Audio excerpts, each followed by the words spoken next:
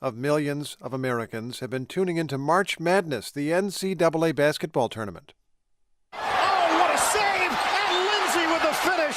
Every game is televised, every game. But one of the biggest moments in basketball history was not.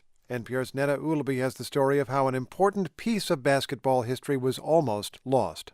It was about this time of year in 1962. The Philadelphia Warriors were playing the New York Knicks at the Hershey Sports Arena in Pennsylvania. Chamberlain scores. That March night, Wilt Chamberlain made history. He knows what he's doing out here. He's going for 1-0-0. Chamberlain would score an unprecedented 100 points for the Warriors in that one game. His record remains unbroken. Wilt's got it. He shoots. It's up. It's good. But no one was there to film it, says Matthew Barton. He curates recorded sound at the Library of Congress. You know, right now, in the middle of March Madness, it's hard to imagine that 50 years ago or so, basketball was not such a big deal.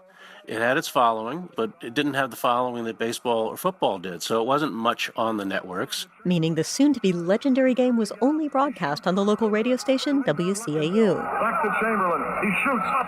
No good. In and out. A young college student named Jim Trelease fell asleep while listening to the game and, says Barton, decided to tape the one rebroadcast scheduled for later that night. And borrowed a tape recorder from his girlfriend and rigged up the radio and tape recorder using the radiator in his room as kind of an antenna to pull in this station from Pennsylvania. He was at UMass Amherst, and all he was able to get was the fourth quarter, but gets it, just out of his own interest. 1 minute and 1 second to play. Very few basketball broadcasts survive from before the mid-'60s. Thanks to one lone fan and the tape he preserved, we can hear what it was like to be there.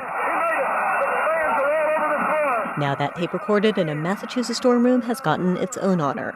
This morning, the Library of Congress announced it will be added to the National Recording Registry, meaning it'll be preserved for posterity as one of the most significant recordings in America's oral history. Neda Ulaby, NPR News.